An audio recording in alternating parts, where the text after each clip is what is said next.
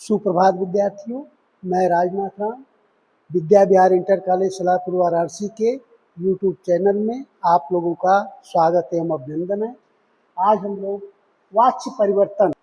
लोग वाच्य परिवर्तन के विषय में चर्चा करेंगे। वाच्य क्या होता है?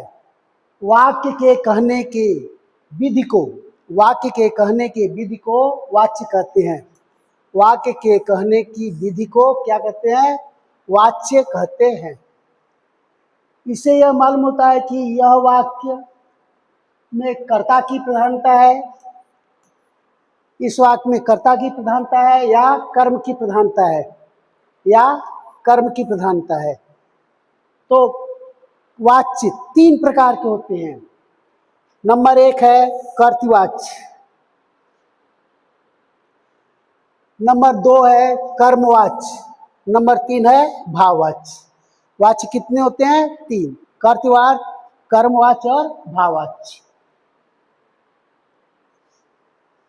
तो आइए कर्तृवाच्य के विषय में देखिए। कर्तृवाच्य में परस्मैपदी कर्ता प्रथम पुरुष में होता है, कर्ता प्रथमा विभक्ति में होती है और क्रिया परस्मैपदी में होता है। क्रिया क्या होता है? परस्मैपद में। कर्ता क्या होता है? प्रथम पुरुष में और एक वचन में होता है। एक वचन, द्विवचन, बहुवचन किसी में होता है। तो इसमें क्या होता है? कर्ता प्रथम पुरुष में होता है और क्रिया जो है वो परस्मैपदी में होती है। जैसे बालकः पत्रम लिखति, बालक पत्र लिखता है, ये क्या है? कर्तृवाच्य है। इसमें आप लोगों को मालूम हो गया कि इसमें कर्ता की प्रधानता होती है, इसमें कर्ता प्रथम पुरुष में होता है और क्रिया जो है वो परस्मैपदी में होती है। कर्मवाच्य, इसमें कर्म की प्रधानता होती है।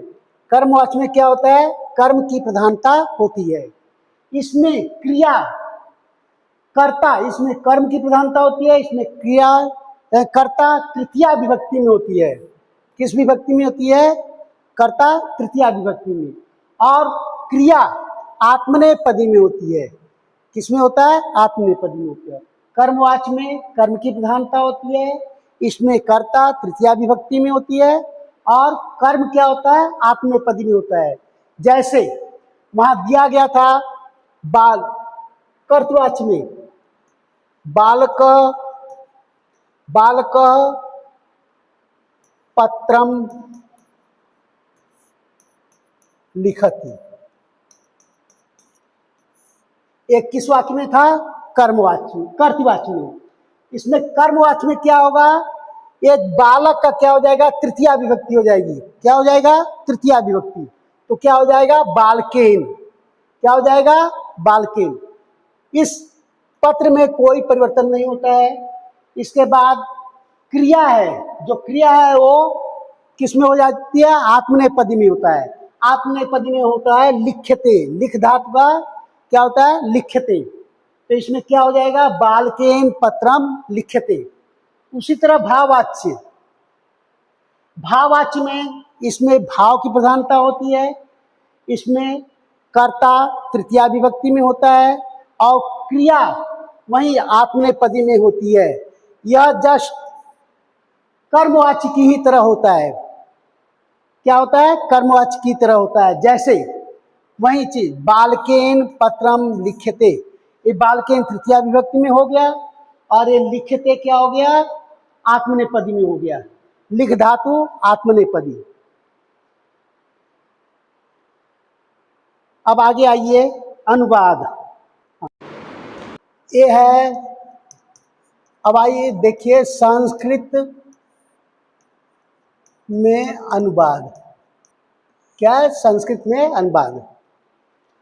देखिए अनुवाद का क्या नियम होता है, कैसे होता है, क्या होता है। देखिए जैसे एक कोई साधारण वाक्य ले लीजिए, जैसे विद्यालय जाती है, एक साधारण वाक्य हो गया, आप लोगों को इसका अनुवाद आता है, लेकिन एक नियम देखिए क्या होता है। जैसे सबसे पहले हम क्या पहचानते हैं? कर्ता। क्या पहचानते हैं? कर्ता। इसमें कर्ता जो कोई कार्य करता है, कर्ता की परिभाषा क्या होता है? जो कोई कार्य करता है वो क्या कहलाता है? कर्ता कहलाता है। इसमें कार्य कौन कर रहा है? वह। तो वह क्या हुआ? कर्ता। इसके बाद पूरे वाक्य को एक बार पढ़ लीजिए। पढ़ने के बाद ये पता लगाइए कि ये कौन सा लकार है। क्या क्या पहचानना है? लकार। ये कौन सा लकार है? लकार कितने होते हैं? 5। ये लट लकार, लंग लकार, लोट लकार और विधिलिंग। लकार कितने होते हैं? 5। लट लकार, लिट लकार, लंग लकार, लोट लकार और विधिलिंग। लट लकार कैसे पहचानेंगे? लट लकार वर्तमान काल होता है। जो कार्य हो रहा है या कर रहे हैं या चल रहा है, वहां लट लकार का प्रयोग होता है।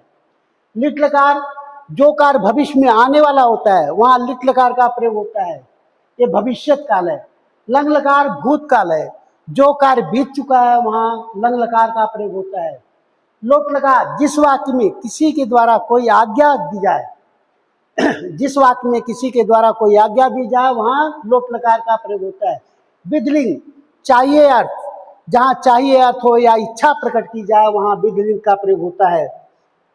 लट लकार वर्तमान काल, जो कार्य कर रहे हैं या चल रहा है, वहां लट लकार का प्रयोग होता है। लिट लकार जो कार्य भविष्यत काल है, जो कार्य भविष्य में आने वाला हो, वहां लिट लकार का प्रयोग होता है।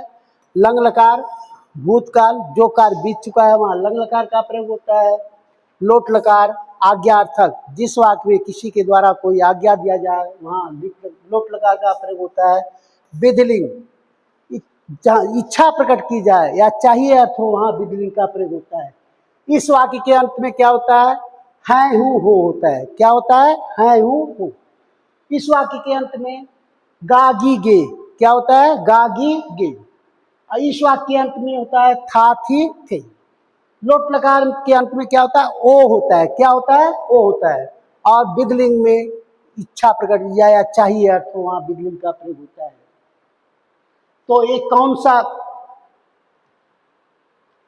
ये वाक्य वह घर से विद्यालय जाती है, ये कौन सा वाक्य है? कौन सा लकार है? लट लकार। क्योंकि ये है हूं हो है, ये क्या है? लट लकार है। अब आइए, इस कर्ता को ही पहचानना है कि कौन सा पुरुष है। कौन सा पुरुष है? पुरुष कितने होते हैं? 3। यह है प्रथम पुरुष,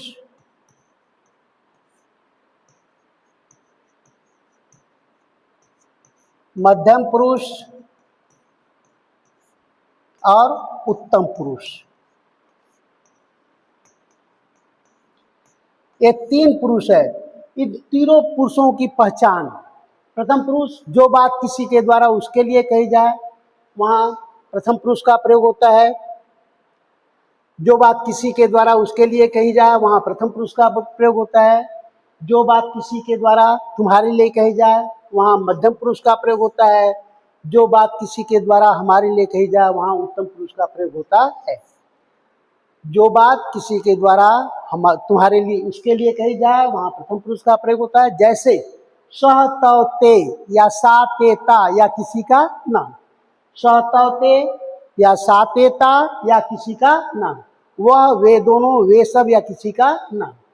मध्यम पुरुष जो बात किसी के द्वारा तुम्हारे लिए कही जाए, वहां मध्यम पुरुष का प्रयोग होता है। जैसे त्वम युवाम यूयम, त्वम युवाम यूयम, तुम दोनों, तुम सब।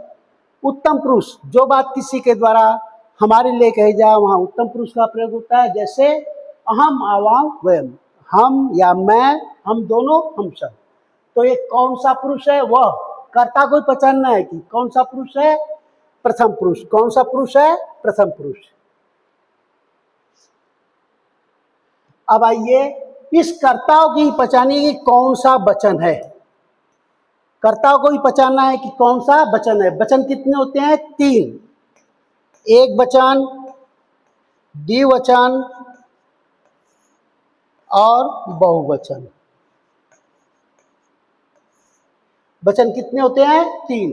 एक वचन, द्विवचन और बहुवचन। एक वचन जिससे किसी एक जाति अथवा वस्तु का बोध होता है, वहां एक वचन का प्रयोग होता है। जिससे किसी एक जाति अथवा एक वस्तु का बोध होता है, वहां एक वचन का प्रयोग होता है।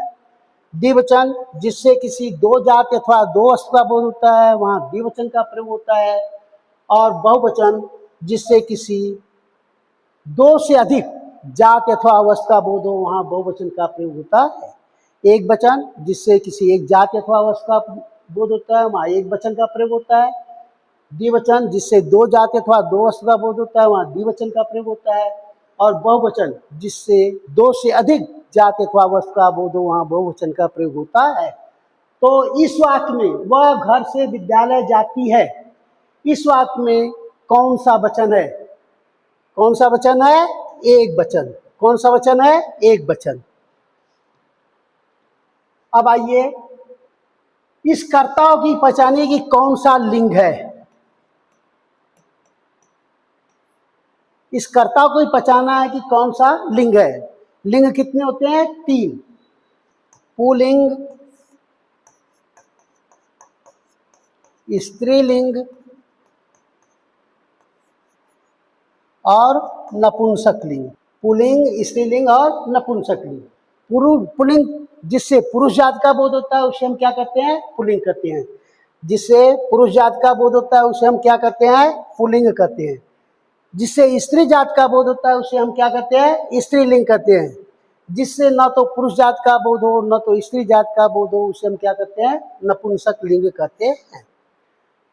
जिससे पुरुष जाति का बोध होता है, उसे हम पुल्लिंग कहते हैं। जिसे स्त्री जाति का बोध होता है, उसे हम क्या कहते हैं? स्त्रीलिंग कहते हैं।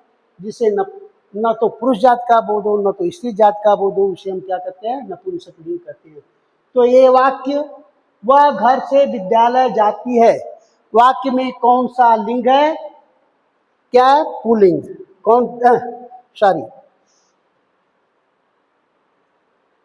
ये वाक्य में कौन सा लिंग है? स्त्रीलिंग। कौन सा लिंग है? स्त्रीलिंग, क्योंकि वह घर से विद्यालय जाती है। हो गया। इसके बाद आपको पहचानना है विभक्ति। आपको पहचानना है विभक्ति। ये घर से, ये विभक्ति इसमें पहचानना है। और विद्यालय को, यहाँ को छिपा रहता है, तो कौन सी विभक्ति होती है? द्वितीय विभक्ति। तो यहाँ दो विभक्तियां हैं, दोनों विभक्ति को आपको पहले ही बता दिया गया है, उसको पहचानना है। तो अब ये अनुवाद ये हो गया। इसके बाद अनुवाद का नियम। कर्ता, ये क्या है? कर्ता जिस लकार जिस पुरुष जिस वचन में होगी, कर्ता जिस लकार जिस पुरुष जिस वचन में होगी, क्रिया भी उसी लकार उसी पुरुष उसी वचन में रहेगी। कर्ता जिस लकार जिस पुरुष जिस वचन में होगी, क्रिया भी उसी लकार उसी पुरुष उसी वचन में रहेगी। तो अब आइए अनुवाद देखिए। वह क्या है? वह स्त्रीलिंग है। तो स्त्रीलिंग में क्या होता है? सातेता। क्या होता है? सातेता। तो वह घर से विद्यालय जाती है, ये प्रथम पुरुष है, इसलिए क्या होगा? सा। क्या होगा? सा। घर से हम अलग हो रहे हैं, तो अलग होने के लिए कौन सी विभक्ति का प्रयोग होता है? पंचमी विभक्ति। कौन सी विभक्ति? पंचमी विभक्ति। तो बालका बालको बालका, बालकम बालको बालकान, बालकेन बालकाभ्याम बालकः, बालकाय बालकाभ्याम बालकः, केभ्य बालकात्। क्या होता है? बालकात्। तो यहाँ क्या होगा? गृहात्। क्या होगा? गृहात्। अब विद्यालय, इसमें द्वितीय विभक्ति लगेगी, को छिपा रहता है, द्वितीय विभक्ति हमेशा छिपी रहती है। तो ये क्या होगा? बालकम होता है। क्या होता है? बालकम। तो यहाँ क्या होगा? विद्यालयम। क्या होगा? विद्यालयम। अब आइए गच्छ धातु। जाना, गच्छ धातु लट लकार प्रथम पुरुष एक वचन। गच्छ धातु लट लकार प्रथम पुरुष एक वचन में क्या होता है? गच्छति। क्या होता है? गच्छति। तो ये क्या होगा? गच्छति। याद रखिएगा अनुवाद का नियम। कर्ता जिस लकार जिस पुरुष जिस वचन की होगी, क्रिया भी उसी लकार उसी पुरुष उसी वचन में रहेगी। और एक नियम है इसका, लिंग का प्रयोग। लिंग का प्रयोग केवल हम प्रथम पुरुष में ही करते हैं, मध्यम पुरुष और उत्तम पुरुष में नहीं करते हैं।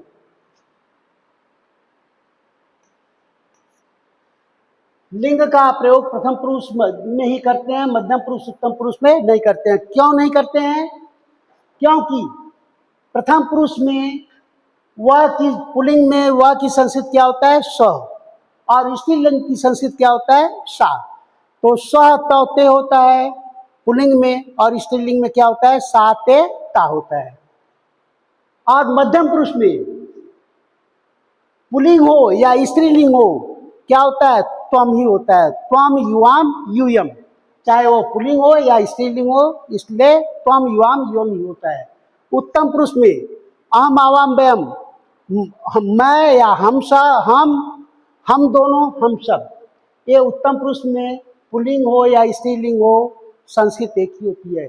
इसलिए लिंग का प्रयोग केवल प्रथम पुरुष में होता है, मध्यम पुरुष उत्तम पुरुष में नहीं होता है। ये दो नियम याद रखिएगा। कर्ता जिस लकार जिस पुरुष जिस वचन में रहेगी, कर्ता जिस लकार जिस पुरुष जिस वचन में रहेगी, क्रिया भी उसी लकार उसी पुरुष उसी वचन में रहेगी। दूसरा नियम है, लिंग का प्रयोग केवल प्रथम पुरुष में होता है, मध्यम पुरुष उत्तम पुरुष में नहीं होता है। तुम सब विद्यालय से घर जाओ। ये दूसरा अनुवाद है, तुम सब विद्यालय से घर जाओ। इसमें पहचानिए कर्ता क्या है। सबसे पहले हम पहचानेंगे कर्ता। कर्ता क्या है? कर्ता जो कोई कार्य करता है वो क्या कहलाता है? कर्ता। तो आप लोगों को मालूम है, तो इसमें कर्ता क्या है? तुम सब। क्या है कर्ता? तुम सब। इसमें लकार क्या है? अब कर्ता के बाद क्या पहचानना है? लकार। लकार हम बता दिए, लकार 5 होते हैं, लट लकार, लिट लकार, लंग लकार, लोट लकार और बिदली, ये 5 होते हैं। तो तुम सब विद्यालय से घर जाओ, ये ओ है, आखिरी में क्या है? ओ है। तो कौन सा लकार होगा? लोट लकार। कौन सा लकार होगा? ये लोट लकार है। क्या है? लोट लकार है। ठीक। इसके बाद इस कर्ताओं की पहचानिए कि कौन सा पुरुष है। आपको बता दिया गया पुरुष 3 होते हैं, प्रथम पुरुष, मध्यम पुरुष, उत्तम पुरुष होते हैं। प्रथम पुरुष जो बात किसी के द्वारा उसके लिए कही जाती है, वहाँ प्रथम पुरुष का प्रयोग होता है। जो बात किसी के द्वारा तुम्हारे लिए कही जाती है, वहाँ मध्यम पुरुष का प्रयोग होता है। जो बात किसी के द्वारा हमारे लिए कही जाती है, वहाँ उत्तम पुरुष का प्रयोग होता है। तो ये तुम्हारे लिए कहा गया है, इसलिए क्या है? ये कौन सा पुरुष है? मध्यम पुरुष। कौन सा पुरुष है? मध्यम पुरुष है। अब आइए वचन। ये कर्ता को ही पहचानिए, ये कर्ता है, कर्ता को ही पहचानिए कि कौन सा वचन है। वचन 3 होते हैं, एक वचन, द्विवचन, बहुवचन, ये बता दिया गया है। जिससे किसी एक जाति अथवा वस्तु का बोध होता है उसे एक वचन कहते हैं। जिससे 2 जाति अथवा 2 वस्तु का बोध होता है उसे द्विवचन कहते हैं। जिससे 2 से अधिक जाति अथवा वस्तु का बोध होता है उसे हम बहुवचन कहते हैं। तो यहाँ क्या है? तुम सब। तुम सब कौन सा वचन होगा? बहुवचन। कौन सा वचन होगा? बहुवचन। इसके बाद लिंग।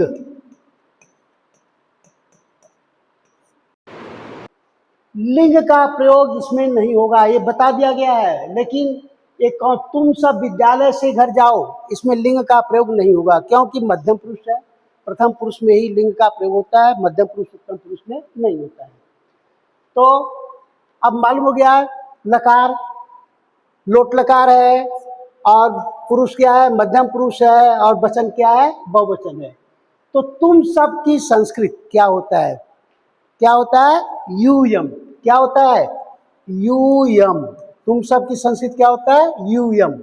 विद्यालय से ये विभक्ति है।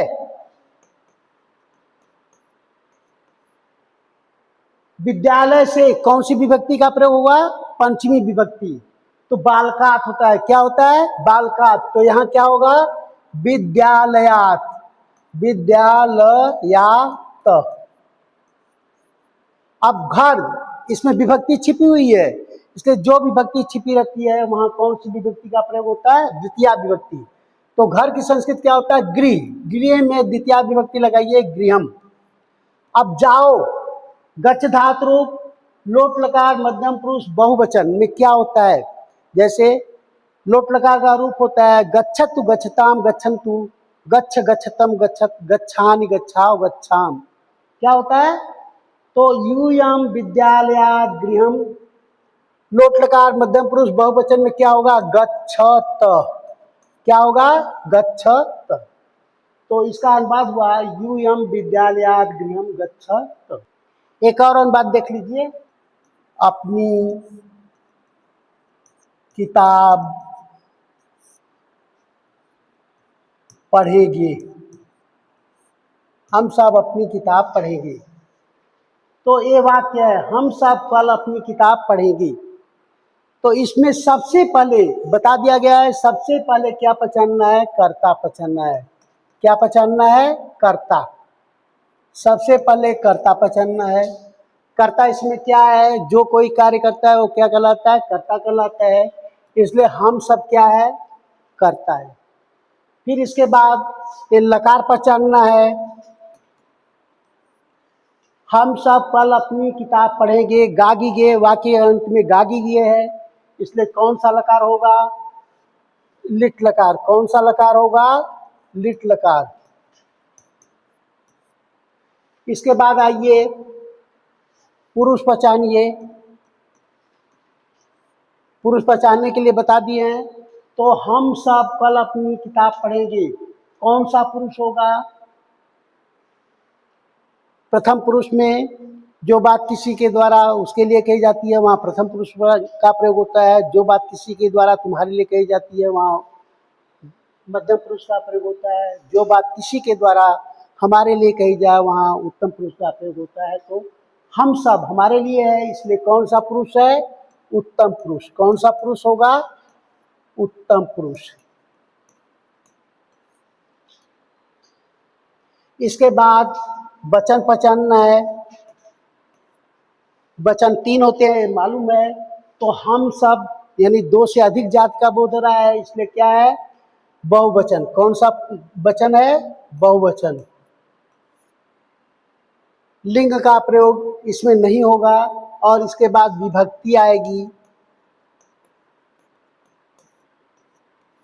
विभक्ति आएगी, बीच में विभक्ति है, अपना देख लीजिएगा, विभक्ति याद करने के लिए बता दीजिए। ठीक, तब आइए।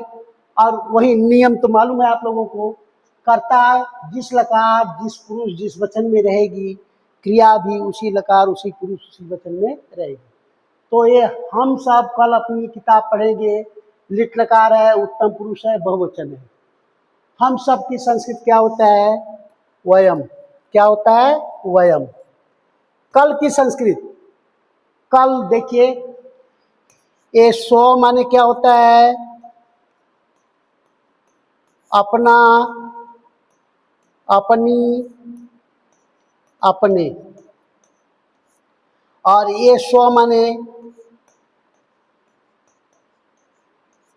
आने वाला कल, आने वाला कल। ये और यह माने बीता हुआ कल। ये स्व माने अपना अपने अपने होता है, ये स्व माने आने वाला कल होता है, यह माने बीता हुआ कल है। तो ये कल, कल अपनी किताब पढ़ेंगे, कल का मतलब है आने वाला। पढ़ेंगे आने वाला है, ये कौन सा लकार है? लिट लकार है। तो पढ़ेंगे तो क्या हो जाएगा? ये होगा स्व। क्या होगा? स्व। आने वाला कल है, इसलिए क्या होगा? ये स्व। तो कल की संस्कृत क्या होगा? स्व।